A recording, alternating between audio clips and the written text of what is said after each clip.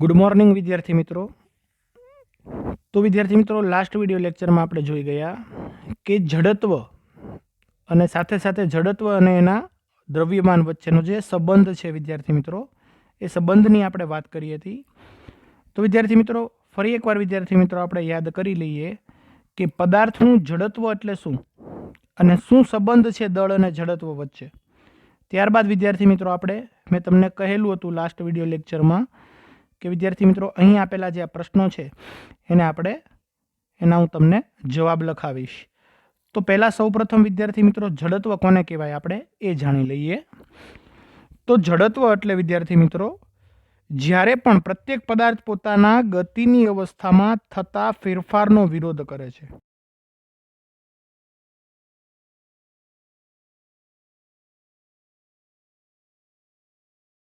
જો તે સ્થિર અવસ્થામાં હોય તો સ્થિર અને ગતિમાન અવસ્થામાં હોય તો સતત ગતિમાન હોવાનો, એટલે કે ગતિમાં રહેવાનો પ્રયત્ન કરવાનો। તો આ જે ગુણધર્મ છે પદાર્થનો, એ ગુણને પદાર્થનું જડત્વ કહેવાય। એટલે કે પદાર્થ સ્થિર હોય તો સ્થિર અને ગતિમાન અવસ્થામાં હોય તો પોતાની ગતિ સતત ચાલુ રાખે છે। આ જે ગુણધર્મ છે એને આપણે પદાર્થનું જડત્વ કહીશું। એટલા જ માટે વિદ્યાર્થી મિત્રો, મેં તમને કહેલું હતું કે ન્યૂટનનો ગતિનો પહેલો નિયમ એ જ જડત્વનો નિયમ છે ને। તો એ વાત કરીએ આપણે વિદ્યાર્થી મિત્રો। ત્યારબાદ આપણે જોઈ લઈએ કે જડત્વ તથા દ્રવ્યમાનમાં શું સંબંધ છે, એની વચ્ચે આ જડત્વ અને દ્રવ્યમાન વચ્ચે શું રિલેશનશીપ છે વિદ્યાર્થી મિત્રો, એવો તો શું રિલેશન છે બંને વચ્ચે। તો યાદ કરી લઈએ વિદ્યાર્થી મિત્રો કે આપણે એક ઉદાહરણ આપ્યું હતું કે એક ફૂટબોલના દડાને જ્યારે આપણે કિક મારીએ છીએ તો એ દડો છે એ દૂર સુધી ગતિ કરે છે। જ્યારે તેટલા જ બળથી આપણે એટલી જ સાઇઝના પથ્થરને જ્યારે કિક મારીશું ને તો શું થાય? ભાગ્યે જ ગતિ કરે, અથવા તો એવું પણ બની શકે કે આપણા પગને ઈજા પણ થાય। તો આ કહેવા શું માંગે છે વિદ્યાર્થી મિત્રો? આ ઉદાહરણ દ્વારા આપણે શું સમજી શકીએ કે જેમ વસ્તુનું દળ વધારે વિદ્યાર્થી મિત્રો, એમ એનું જડત્વ વધારે। તમે એક સરખા બાહ્ય બળ વડે પુસ્તકોથી ભરેલા બોક્સને ખસેડવા કરતાં ખાલી બોક્સને તમે શા માટે સહેલાઈથી ખસેડી શકો છો? કારણ કે વિદ્યાર્થી મિત્રો, જ્યારે પુસ્તકથી ભરેલું બોક્સને તમે ખસાડશો તો એનું દળ કેવું છે? વધારે હોવાનું। જ્યારે ખાલી બોક્સનું દળ કેવું છે? ઓછું હોવાનું। તો ખાલી હોવાને કારણે વિદ્યાર્થી મિત્રો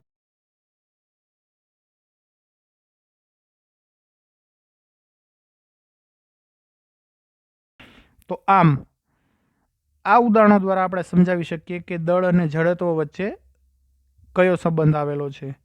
એવી જ રીતે વિદ્યાર્થી મિત્રો, હું તમને એક સ્થિર અવસ્થામાં જમીન પર પડેલું એક દડો છે, કોઈ સ્થિર અવસ્થામાં જમીન પર પડેલો એક દડો છે અને બીજો એક નાનો દડો છે, એટલે કે એક છે એ ફૂટબોલનો દડો છે અને એક છે એ ટેનિસનો દડો છે।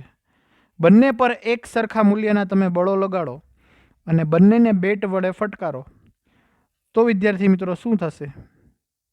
કયો દડો વધારે દૂર જશે? તો વિદ્યાર્થી મિત્રો, તમે સમજી શકો છો કે જે નાનો દડો છે વિદ્યાર્થી મિત્રો, એ વધારે દૂર જશે। કારણ કે વિદ્યાર્થી મિત્રો, જે વધારે વજનવાળો દડો છે એના જડત્વના ગુણને લીધે વિદ્યાર્થી મિત્રો છે એ વજન વધારે હોવાને કારણે એ અમુક સમયે અમુક અંતરે રોકાઈ જશે। જ્યારે હલકો દડો છે એનું જડત્વ ઓછું હોવાને કારણે વિદ્યાર્થી મિત્રો એ વધારે તરફ ગતિ કરશે। તો આમ વિદ્યાર્થી મિત્રો, આપણે ઘણા બધા ઉદાહરણો દ્વારા આપણે દળ અને જડત્વ વચ્ચેનો સંબંધને આપણે દેખાડી શકીએ છીએ। એના પછી વિદ્યાર્થી મિત્રો, આપણે એક લારીવાળું પણ ઉદાહરણ આપ્યું હતું કે એક હાથ લારીને ગતિ કરવા માટે આપણે જેટલા બાહ્ય બળની જરૂરિયાત હોય, શું તેટલા જ બળથી આપણે એક સ્થિર, એટલે કે એક સ્થિર ટ્રેન હોય એને આપણે ખસેડી શકીએ? ન ખસેડી શકીએ વિદ્યાર્થી મિત્રો। એની સામે આ બળ અવગણી શકાય એટલું હોય। તો આ રીતે વિદ્યાર્થી મિત્રો, આપણે આ બધા જે કિસ્સાની વાત કરી, આ બધા કિસ્સા પરથી આપણે શું સ્પષ્ટ કરી શકીએ છીએ કે જ્યારે ભારે પદાર્થ હોય, ધ્યાનથી સાંભળજો વિદ્યાર્થી મિત્રો, આ જડત્વની હું વાત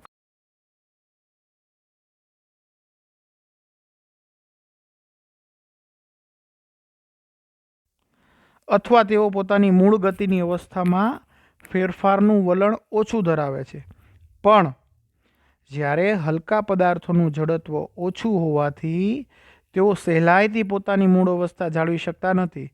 એટલા જ માટે વિદ્યાર્થી મિત્રો ફૂટબોલના દડાને જ્યારે આપણે બેટ વડે માર્યું તો તે ઓછું અંતર કાપે છે, અને જ્યારે ટેનિસના બોલને અથવા તો જે ક્રિકેટ બોલ આવે છે એને બેટ વડે આપણે ફટકારીએ તો એ દૂર સુધી જાય છે.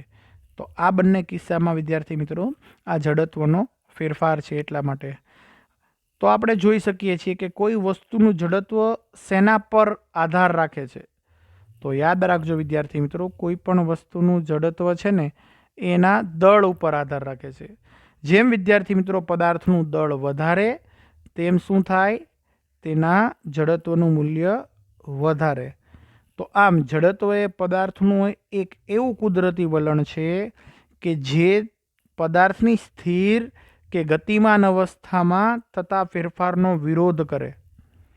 જડત્વ એ પદાર્થનું એક એવું કુદરતી વલણ છે કે જે પદાર્થની સ્થિર કે ગતિમાન અવસ્થામાં થતા ફેરફારનો વિરોધ કરે. તો આમ વિદ્યાર્થી મિત્રો કોઈ પણ પદાર્થનું દ્રવ્યમાન, યાદ રાખજો વિદ્યાર્થી મિત્રો, આ સેન્ટેન્સને યાદ રાખવા જેવું છે કે કોઈ પણ પદાર્થનું દળ તેના જડત્વનું માપ છે. ફરી એકવાર સમજાવી દઉં કે કોઈ પણ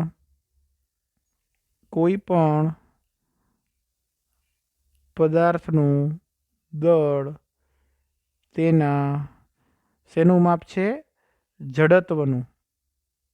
બરાબર છે.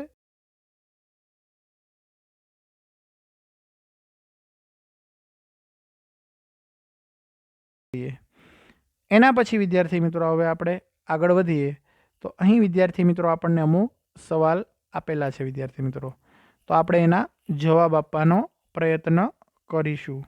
તો ચાલો વિદ્યાર્થી મિત્રો તમે સાથે સાથે છે એ આ આન્સર નોટ કરતા જાઓ.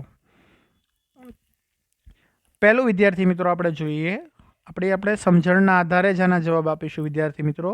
આપણે અગાઉ જે તે ટોપિક ભણીને આવ્યા છીએ એના આધારે જ વિદ્યાર્થી મિત્રો આપણે આના જવાબ આપવાની કોશિશ કરીશું.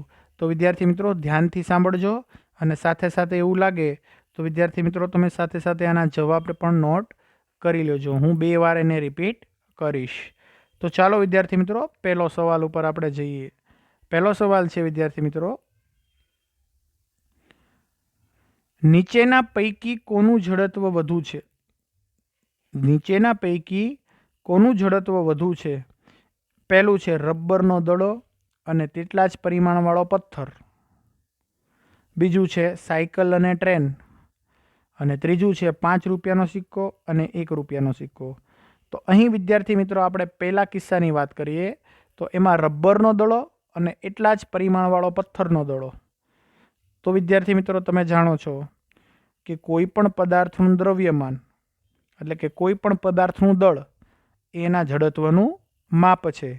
તો આમ જુદા જુદા પદાર્થોમાંથી જે પદાર્થનું દળ વધારે હોય તેનું જડત્વ વધારે હોય. કોઈ પણ પદાર્થનું દ્રવ્યમાન એ તેના જડત્વનું માપ છે. જુદા જુદા પદાર્થોમાંથી જે પદાર્થનું દળ વધુ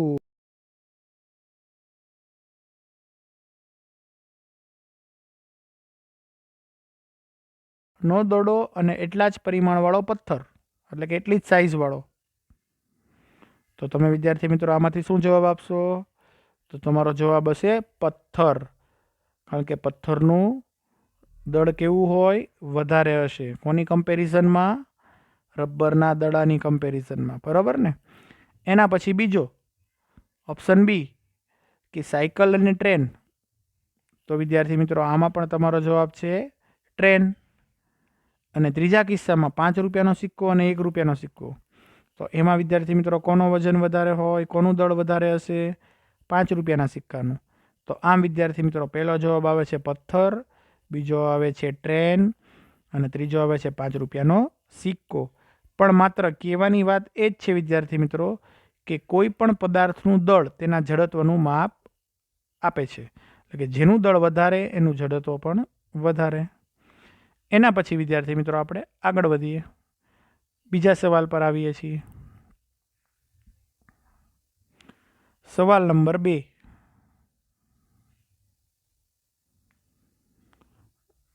सवाल नंबर 2, नीचे आपेला उदाहरणमां दड़ानो वेग केटली वार बदलाय छे ते जणावो अने फूटबॉलनो एक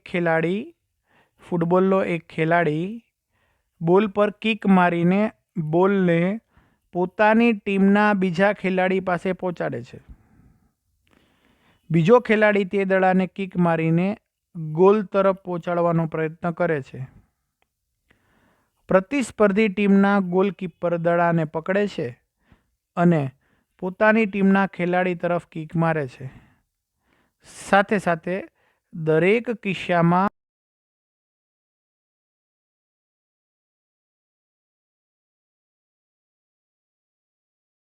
तमने पहला एम कहेवामां आव्युं छे के फूटबॉलनो एक खेलाड़ी बोल पर किक मारीने बोलने पोतानी टीमना ज बीजा खेलाड़ी पासे पहोंचाडे छे। बीजो खेलाड़ी ते ज दड़ाने किक मारीने गोल तरफ पहोंचाडवानो प्रयत्न करे छे अने जे प्रतिस्पर्धी टीमनो गोलकीपर छे दड़ाने पकड़े छे अने पोतानी टीमना खेलाड़ी तरफ किक मारे छे। साथे साथे दरेक किस्सामां बळ लगाडनार कारक पण ओळखी शको, એટલે કે પહેલી ટીમનો હતો અને બીજી ટીમનો। તો પહેલી વખતે વિદ્યાર્થી મિત્રો જવાબ નોટ કરજો કે પહેલી વખત જ્યારે ફૂટબોલનો એક ખેલાડી બોલ પર કિક મારે છે ત્યારે કિક મારીને બોલને પોતાની ટીમના બીજા ખેલાડી પાસે પહોંચાડે છે। તો અહીં આ કિસ્સામાં બળ લગાડનાર કારક એ કોણ છે? ખેલાડી છે। એટલે પહેલા કિસ્સામાં વિદ્યાર્થી મિત્રો બળ લગાડનાર કારક કોણ આવ્યો? एक खेलाड़ी आव्यो, बराबर ने।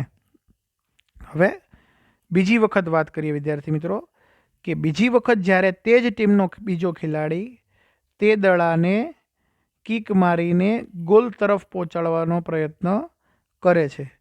तो आ किस्सामां बळ लगाडनार कारक ए ज टीमनो बीजा खिलाड़ी आव्यो, एटले के ज्यां पहली टीम हती एनो ज बीजो खिलाड़ी, तो ए ज टीमनो बीजो खेलाड़ी है। एना पछी विद्यार्थी मित्रों त्रीजा किस्सामां शुं थाय छे के त्रीजी वखत प्रतिस्पर्धी टीमनो गोलकीपर दड़ाने पकड़े छे। तो अहीं विद्यार्थी मित्रों आ किस्सामां बळ लगाडनार कारक ए कई टीमनो थयो? प्रतिस्पर्धी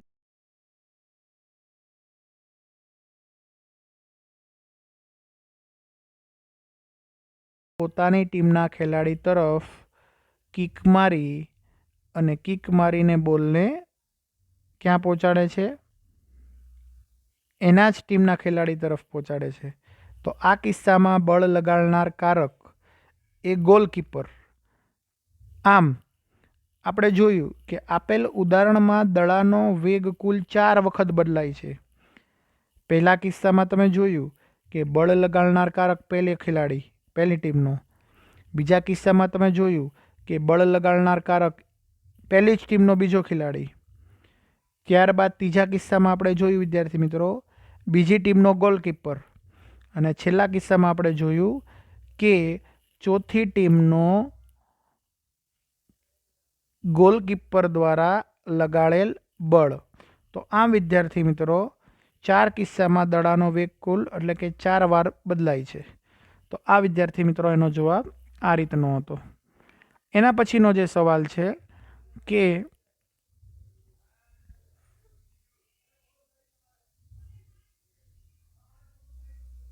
कोई झाड़नी डाळीने तीव्रताथी हलावता कोई झाड़नी डाळखी होय विद्यार्थी मित्रों एने आपणे एकदम फास्टथी झड़पथी तीव्रताथी हलावता केटला पर्णो केम डाळीमांथी छूटा थई जाय छे? तो आना माटे विद्यार्थी मित्रों तमे शुं जवाब आपशो? तो आना माटे विद्यार्थी मित्रों झाड़नी डाळीने तीव्रताथी ज्यारे हलावशुं तो हलावता पहेला तेना पर्णो स्थिर अवस्थामां होय। ज्यारे आपणे डाळनी झाड़ीने हलावशुं तीव्रताथी त्यारे तेना પાંદડાઓ છે કેવી અવસ્થામાં હોવાના? સ્થિર અવસ્થામાં હોવાના। તો શું થાય વિદ્યાર્થી મિત્રો?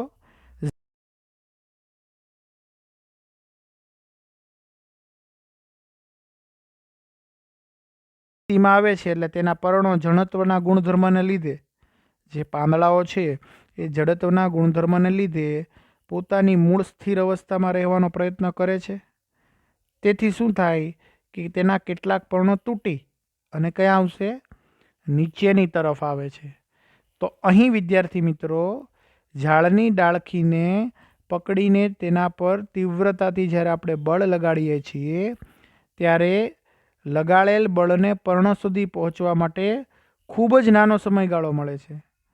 જો ઝાડની ડાળીને ધીરે ધીરે હલાવવામાં આવે તો ડાળી પર લગાડેલ બળને તેના પર્ણ સુધી પહોંચવા માટે પૂરતો સમય મળી રહે છે અને પરિણામે વિદ્યાર્થી મિત્રો પાંદડા તૂટતા નથી.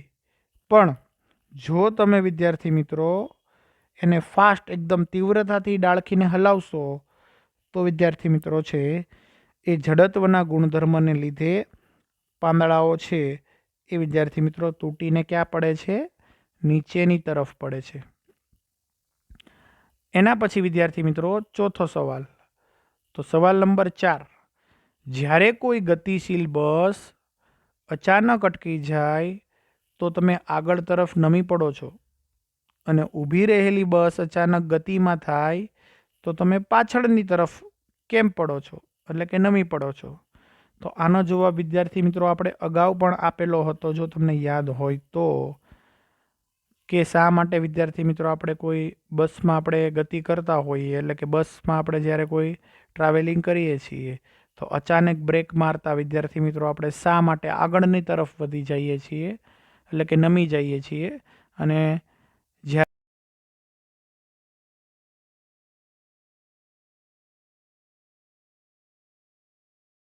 તમે પાછળની તરફ ખસી જાઓ છો. તો આનો વિદ્યાર્થી મિત્રો જવાબ એ છે કારણ કે જ્યારે તમે બસમાં ગતિ કરો છો ત્યારે તેની અંદર ઊભેલી, એટલે કે અંદર ઊભેલા આપણે પણ બસની ગતિની દિશામાં ગતિ કરતા હોઈએ છીએ. એટલે કે જ્યારે બસ ગતિમાં હોય ત્યારે જેટલા પણ લોકો અંદર છે, બેસેલા લોકો છે વિદ્યાર્થી મિત્રો, અથવા ઊભેલા લોકો છે, એ પણ ગતિની દિશામાં જ ગતિ કરે છે. એટલે કે બસની ગતિની જે દિશા છે એમાં જ ગતિ કરે છે. બસ જે ગતિમાં જઈ રહી છે એ જ દિશામાં વિદ્યાર્થી મિત્રો તમે પણ ગતિ કરી રહ્યા છો, કારણ કે તમે બસની અંદર ઊભા છો. પણ જ્યારે બસ પર બ્રેક લગાડીને અચાનક તેને સ્થિર કરવામાં આવે છે ત્યારે બસની સંપર્કમાં રહેલા આપણા પગ અને શરીરનો નીચેનો ભાગ તરત જ સ્થિર થઈ જાય છે, પરંતુ શરીરનો ઉપરનો ભાગ ગતિના જડત્વના કારણે ગતિમાં જ રહેવાનો પ્રયત્ન કરશે. તો એના કારણે આપણે ક્યાં નમ્યા જઈએ છીએ? આગળની તરફ નમી પડીએ છીએ. તો પહેલાં વિદ્યાર્થી મિત્રો તમને ખબર પડી પહેલા કિસ્સામાં કે જ્યારે કોઈ ગતિશીલ બસ અચાનક અટકી જાય તો તમે આગળ કેમ નમી પડો છો? કારણ કે વિદ્યાર્થી મિત્રો તમારા શરીરના પગ અને શરીરનો નીચેનો ભાગ સ્થિર થઈ જાય બ્રેક મારતા, પરંતુ શરીરનો ઉપરનો ભાગ ગતિના જડત્વને કારણે ગતિમાં રહેવાનો પ્રયત્ન કરશે. એટલે તમે કઈ બાજુ નમી જશો? આગળની તરફ નમી જશો. એવી જ રીતે વિદ્યાર્થી મિત્રો જ્યારે તમે બસ અચાનક ઊભી હોય અને જ્યારે શરૂઆત કરે છે ઉપડવાની ત્યારે તમે પાછળની તરફ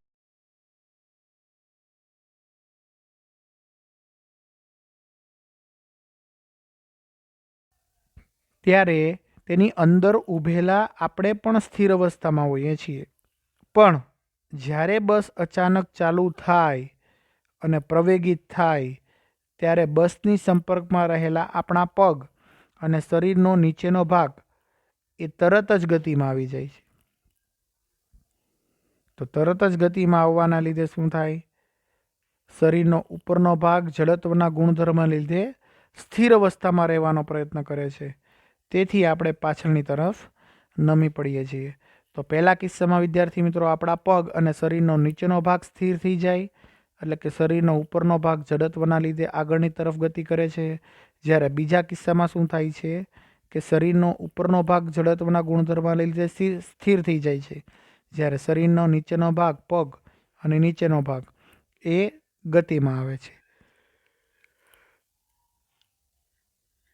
તો આમ વિદ્યાર્થી મિત્રો, આ એક સરસ મજાનો સવાલ હતો કે જ્યારે કોઈ ગતિશીલ બસ અચાનક અટકી જાય તો તમે આગળની તરફ કેમ નમી પડો છો, અને ઊભી રહેલ બસ અચાનક ગતિમાન થાય તો તમે પાછળની તરફ નમી પડો છો.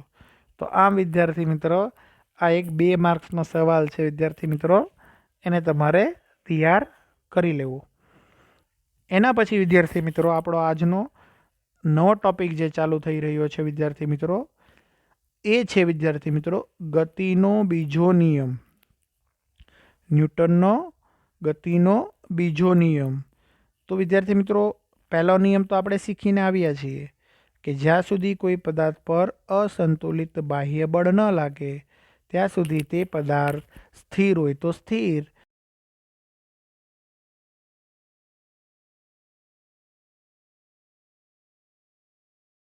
શીખીને આવ્યા. આપણે નવી વાત કરીએ છીએ. એ જે વાત કરીએ છીએ આપણે ગતિનો બીજો નિયમ, ન્યૂટનનો ગતિનો બીજો નિયમ. તો જ્યારે કોઈ પણ પદાર્થની ગતિ અને તેના પર લાગતા બળના અભ્યાસમાં પદાર્થનું દ્રવ્યમાન અને તેનો વેગ બંને એક સરખું મહત્ત્વ ધરાવે છે. તો કઈ રીતે વિદ્યાર્થી મિત્રો છે એ ધરાવતા હોય, અને આ કિસ્સામાં વિદ્યાર્થી મિત્રો આપણે યોગ્ય ઉદાહરણ વડે આપણે પદાર્થનું વેગમાન અને તેના દળ અને એને સાથે જોડતી કેટલીક રાશિઓની વાત કરવાની છે. તો સૌપ્રથમ વિદ્યાર્થી મિત્રો આપણે વાત કરીએ ન્યૂટનનો ગતિનો બીજો નિયમ. તો ન્યૂટનનો ગતિનો બીજો નિયમ શું કહે છે? ગતિનો પ્રથમ નિયમ દર્શાવે છે કે જ્યારે કોઈ અસંતુલિત બાહ્ય બળ કોઈ વસ્તુ પર લાગે તો તેના વેગમાં ફેરફાર થાય. એટલે કે વસ્તુ કેવી થાય છે? પ્રવેગ પ્રાપ્ત કરે છે, એટલે કે પ્રવેગિત થાય છે. તો આપણે એ વાતનો અભ્યાસ કરીશું કે કોઈ વસ્તુનો પ્રવેગ તેના પર લગાડેલ બળ પર કેવી રીતે આધાર રાખે છે, તથા તે બળને કેવી રીતે આપણે માપી શકાય. તો આવો આપણે રોજબેરોજના કેટલાક અનુભવોનો અભ્યાસ કરીએ. જેમ કે વિદ્યાર્થી મિત્રો, ટેબલ ટેનિસની રમત દરમિયાન, ટેબલ ટેનિસ જ્યારે રમતા હોય તો ટેબલ ટેનિસની રમત દરમિયાન દડો જો કોઈ ખેલાડીના શરીરને અથડાય તો ઘાયલ થતો નથી. ઝડપથી આવતો ક્રિકેટનો દડો કોઈ દર્શકને વાગવાથી તે ઘાયલ થઈ શકે છે. રોડની સાઈડથી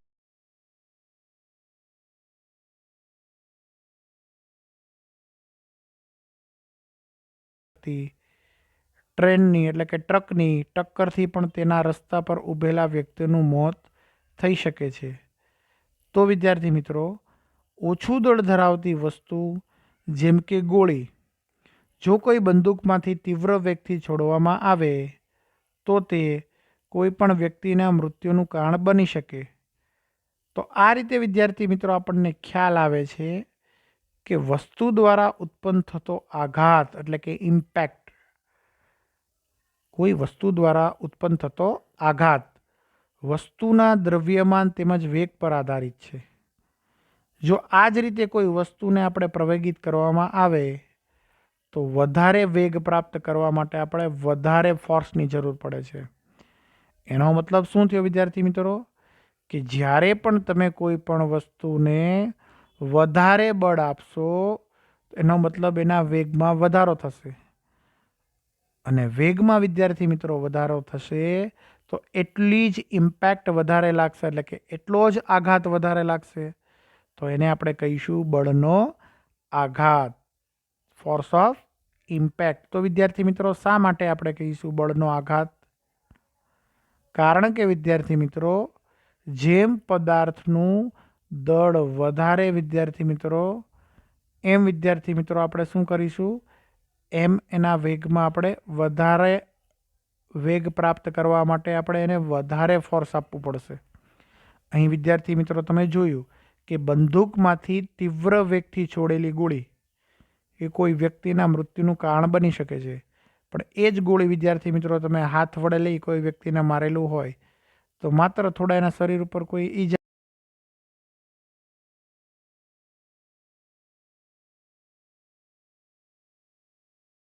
કહેવાનો મતલબ શું છે કે ગોળીમાં જે નીકળી બંદૂકમાંથી એનો વેગ ખૂબ જ વધારે હતો, એકદમ તીવ્ર વેગથી છોડવામાં આવી. તો વિદ્યાર્થી મિત્રો, એ એકદમ તીવ્ર વેગથી છોડવામાં આવી તો એની પાછળનું કારણ શું? એની પાછળનું કારણ એ છે કે એને વધારે ફોર્સ આપવામાં આવ્યું. તો વિદ્યાર્થી મિત્રો, કહેવાનો મતલબ એમ છે કે જ્યારે કોઈ પણ વસ્તુને પ્રવેગિત કરવામાં આવે, જો એનો વેગ વધારવો હોય તો આપણે વધારે બળની જરૂર પડે. તો બીજા શબ્દોમાં આપણે એમ પણ કહી શકીએ કે વસ્તુના દ્રવ્યમાન તેમજ વેગ સાથે સંબંધિત વેગ સાથે સંબંધિત એક મહત્વપૂર્ણ રાશિ અસ્તિત્વ ધરાવે છે, જે રાશિને ન્યૂટને નામ આપ્યું વેગમાન. કઈ રાશિ વિદ્યાર્થી મિત્રો? વેગમાન. તો વેગમાન ઇઝ ઇક્વલ ટુ વોટ? તો કે વેગમાન is equal to mass into એની જે વેલોસિટી છે એ, એટલે કે વેગ. તો જ્યારે પણ કોઈ પણ વિદ્યાર્થી મિત્રો કોઈ પણ પદાર્થ હોય, કોઈ પણ વસ્તુ હોય, જો એનું દ્રવ્યમાન m હોય અને એ v વેગથી ગતિ કરતું હોય તો વિદ્યાર્થી મિત્રો તેનું દ્રવ્યમાન કેટલું હોય? p જેટલું હોય, એટલે કે p બરાબર mv. આ વિદ્યાર્થી મિત્રો થયું પદાર્થનું વેગમાન.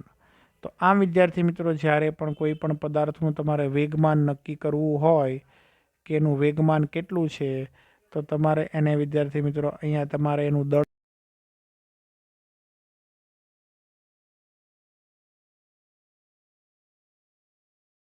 જે પદાર્થનું દળ વધારે, એનો વેગ વધારે, એનું વેગમાન વધારે. જે પદાર્થનું દળ ઓછું, એનો વેગ ઓછો, તો એનું વેગમાન ઓછું. તો આમ વિદ્યાર્થી મિત્રો આપણે કહી શકીએ છીએ કે વેગમાન છે વિદ્યાર્થી મિત્રો એ પદાર્થના દળ અને તેના વેગ પર આધાર રાખે છે. બરાબર ને વિદ્યાર્થી મિત્રો? તો વેગમાન જે રાશિ છે એ વેગમાનને દિશા અને માન બંને હોય, મૂલ્ય બંને હોય. તો આમ જે વેગ vની દિશામાં હોય, આથી વેગમાનનો એસઆઈ એકમ આપણે કિલોગ્રામ મીટરના છેદમાં સેકન્ડ લખીએ છીએ. એટલે કે વેગમાનને દિશા અને માન બંને હોય છે, જે ક્યાં હોય? વેગની જ દિશામાં હોય છે. તો આ વિદ્યાર્થી મિત્રો આપણે સૂત્ર પરથી તેનો એકમ તારવીશું. તો આપણે જોઈ શકીએ છીએ કે p બરાબર mv. તો વિદ્યાર્થી મિત્રો m એટલે શું થાય? m એટલે કિલોગ્રામ થાય ને, અને વીનો એકમ શું થાય? મીટરના છેદમાં સેકન્ડ. તો આમ વેગમાનનો એકમ શું થઈ ગયો? વેગમાનનો એકમ આપણી પાસે થઈ ગયો કિલોગ્રામ ગુણ્યા મીટર પર સેકન્ડ. તો અહીં વિદ્યાર્થી મિત્રો ઓલરેડી આપણને આપેલો જ છે તેનો એકમ, એ આપણે યાદ રાખીશું. હવે વિદ્યાર્થી મિત્રો કોઈ અસંતુલિત બળ વડે વસ્તુના વેગમાં પરિવર્તન થતું હોવાથી એ સ્પષ્ટ છે કે બળ દ્વારા જ વેગમાનના ફેરફાર થાય છે.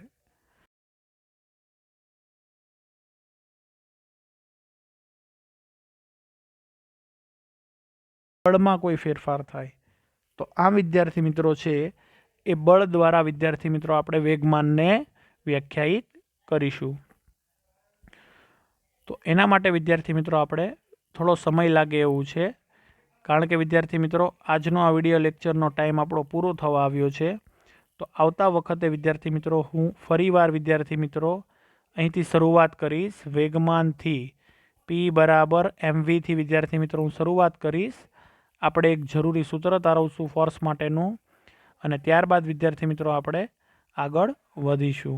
એટલે કે એક આપણે બળ માટેનું એક સૂત્ર તારવવાનું છે, જે છે F બરાબર ma. તો એની હું વાત આવતા વિડીયો લેક્ચરની અંદર તમને કરીશ. આજના વિડીયો લેક્ચરની અંદર વિદ્યાર્થી મિત્રો માત્ર તમારે છે એ આજના આ મેં જે 4 ક્વેશ્ચન આપેલા છે વિદ્યાર્થી મિત્રો, જે મેં તમને સમજાવ્યા ઓલરેડી, એ તમારે હોમવર્કમાં કરવાના રહેશે. બાકી વિદ્યાર્થી મિત્રો, આજે જે કાંઈ ચલાવવામાં આવ્યું છે એને એકવાર તમારે રીડિંગ કરવાનું રહેશે. મળીએ વિદ્યાર્થી મિત્રો આવતા વિડીયો લેક્ચરની અંદર. આજનો વિડીયો લેક્ચર જોયો વિદ્યાર્થી મિત્રો તે બદલ આપ સૌનો ખૂબ ખૂબ આભાર. Thank you so much.